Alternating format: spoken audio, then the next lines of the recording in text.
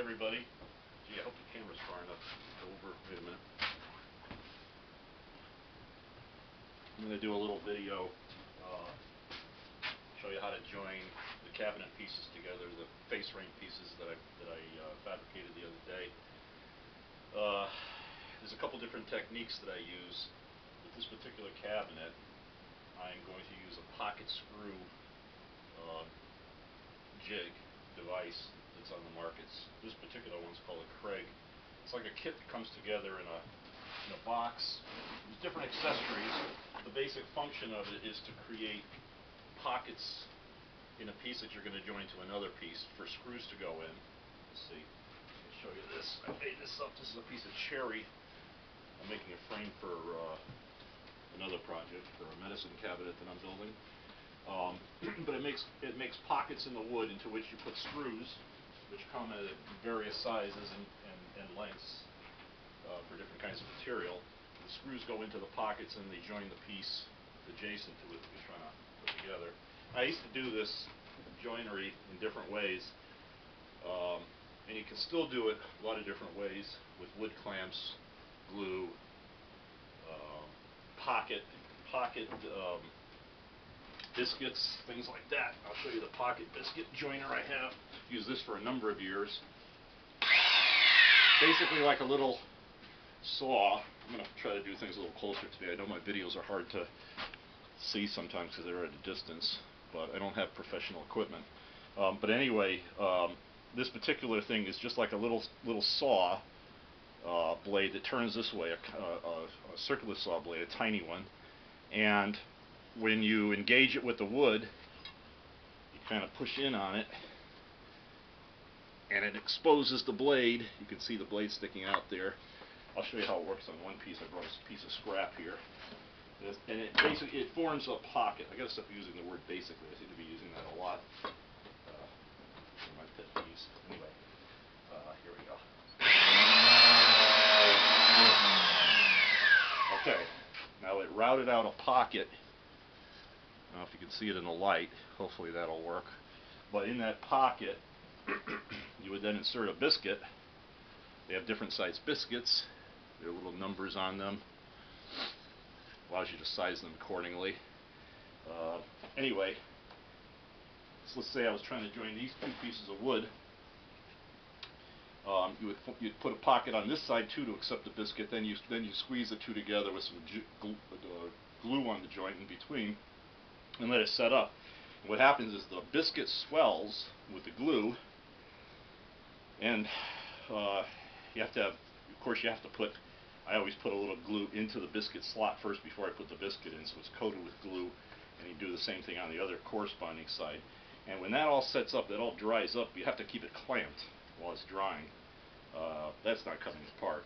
It has a lot of good lateral strength, a lot of shear strength, but it's complicated too. And the problem with that technique that I found, these biscuits still, I'm not even trying to get it out of there, is that inevitably, I don't care how careful you are, you end up with pieces that looks like, when you start fabricating, they're going to go together nice and clean and even, and then by the time it's done gluing up, they're off by a 1/16 of an inch, or it may not seem like a lot, but it increases the labor down the road. You have to sand it all down to try to get a nice flush surface. That's one technique, and that's the pocket disc cutter. What's the proper name for it? Well, that's a porta-cable plate joiner. I call it a plate joiner. Anyway, like I said, that's one. I wish I could get this out. There we go. All right. Now the other technique, like I started to describe, is this screw pocket device, the Craig jig that I was telling you about. And what this basically does, here we go again. It allows me to clamp a piece of wood into this jig. Okay, now this jig has pilot holes into which you insert a drill bit, and I'll show you that in a second. And what happens if you get this lined up properly, you then put the drill bit in here, and you can form nice pockets. You can use either one of these indexes here. I'll show you a new one.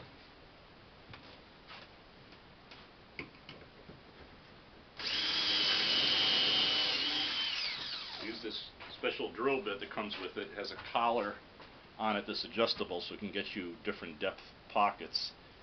And it's a pretty expensive bit, and this one's starting to get a little dull. I've used it for quite a while. I should probably get a new one. But it's got a little adjustment on the collar, so you could raise it up and down the shaft of the bit to make the pocket deeper or shallower.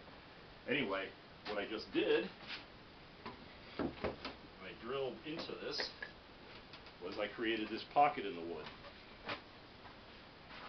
See, into which I can take one of these screws that's designed for 3/4 inch material, which is what this is, insert it in that pocket, and then when I go to join it into the piece, into a piece like this, for instance, well, this is a good piece, I don't want to use this really, but they have a little clamp, like a little portable vice clamp.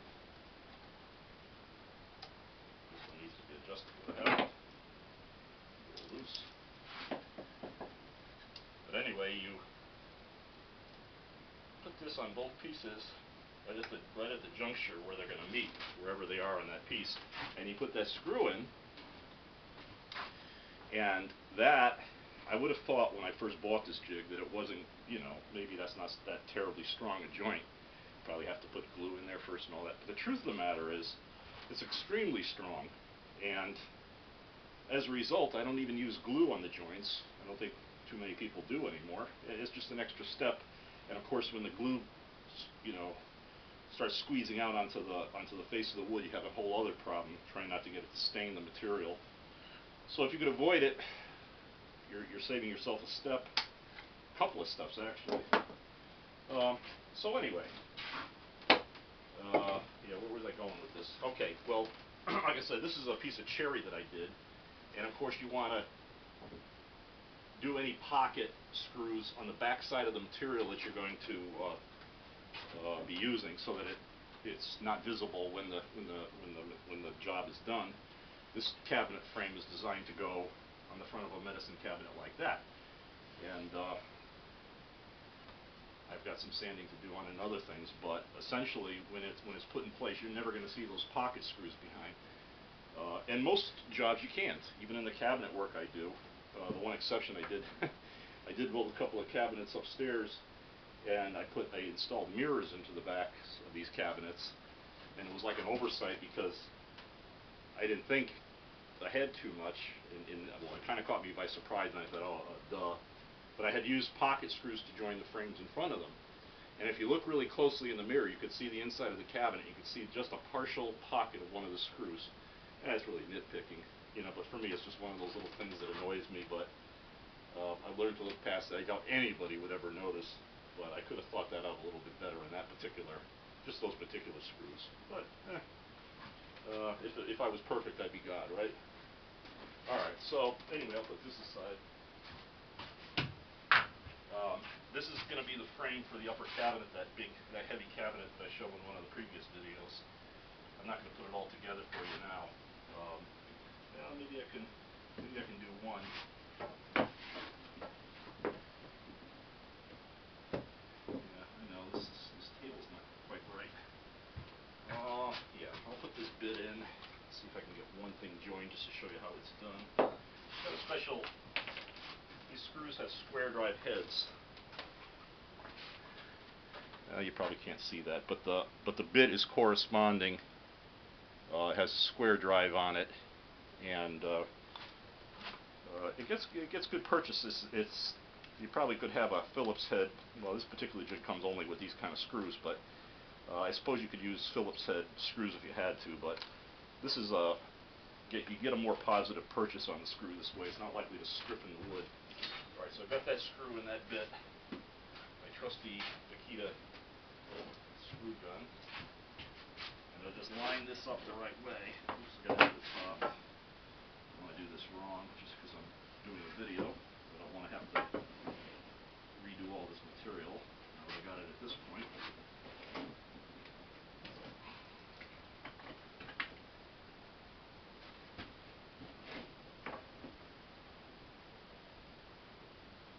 Your place to be careful and take your time.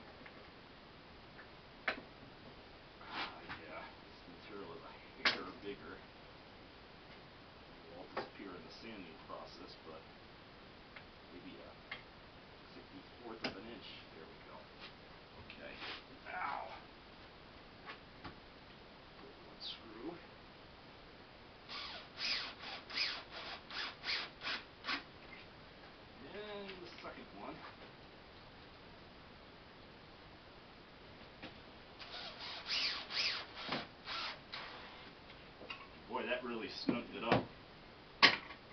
this clamp.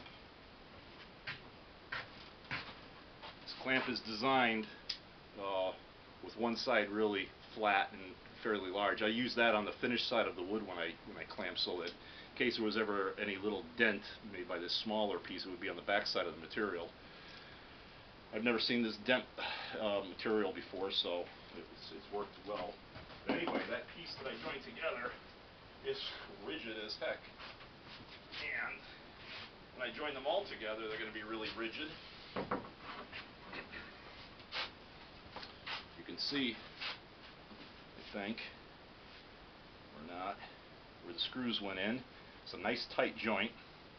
I'll put all the pieces of the frame together, and then I'll go back to the front of it, and I'll sand everything down again just to make sure it's perfect. You might be able to see it. Well, you probably can't see it on the video. It's probably a 64th of an inch that has to be sanded down. That'll only take a couple of minutes, and I'll make it perfectly flat. Go to finish on this material. It's going to look beautiful, or beauteous, as my dad would say. All right, I think that's about it. What else was I going to cover? Well, next video I'll do the installation. I'll show you the installation of this particular face frame. Although it's not very complicated, I may end up. I usually connect some of it from the inside of the cabinet so you can't see this. Put a couple of screws in, and then I'll use some finish nails with my finish nailer on the front, strategic locations. And then when I go to put the clear finish on, I'll fill those tiny little nail holes, and they'll disappear completely, and it'll be a professional product. I could actually join everything from the inside, but it gets more complicated, and there's just no point. Anyway, that's about it. I hope everybody's doing well.